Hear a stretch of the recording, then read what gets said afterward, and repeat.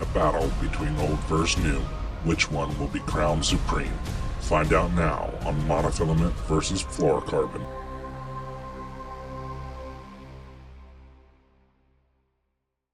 In 1937, the DuPont Company created the first synthetic nylon monofilament fishing line using material extracted from coal. At the time, Dacron and linen lines were the most popular, but shortly after the company began marketing the products to the public in 1939, the path was set for a monofilament takeover. The material and extrusion process that created nylon filament would be refined over the next few decades and would reign supreme until the 1990s. The monofilament fishing line's main fault is the memory, which creates loops, knots, and twists, causing multiple casting issues. Monofilament can be especially tricky with lures that spin the line, like what happens when trolling. Because monofilament stretches under pressure, it can be very forgiving when you're fighting a large fish. However, it takes a solid hook set with mono to drive hooks deep in fish or into hard-mouthed fish like muskies. Monofilament also has a slow sink rate, which is ideal for topwater lures since it does not accelerate the bait's descent. Another downside to mono is with prolonged exposure to UV light, it starts to degrade, which means you'll have to replace it more often. Because it's softer and more flexible than fluorocarbon, knots tie easier with mono, and cutting the line with almost anything, including your teeth, works for a solid connection. Monofilament lines are among the most affordable ones, giving you plenty of opportunity to catch fish without breaking the bank.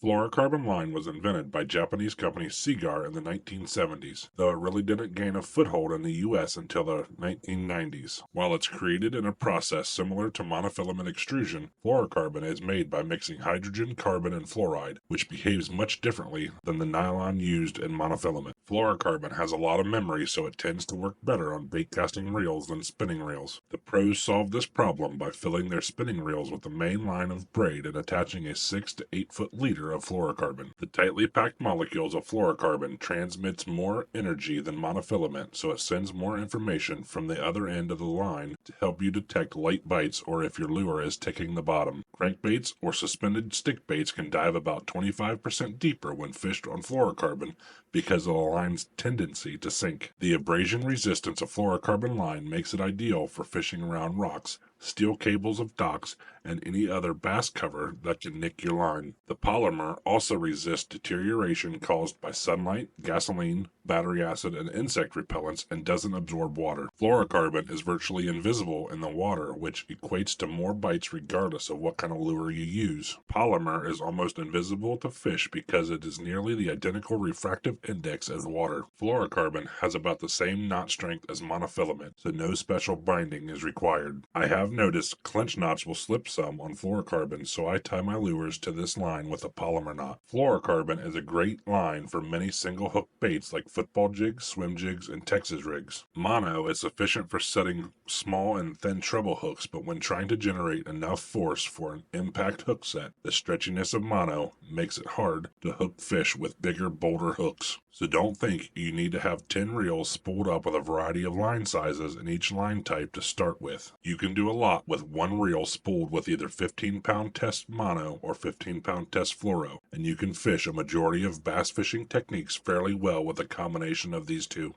Here is a chart that compares the main differences between monofilament and fluorocarbon. Like and subscribe for more awesome tips.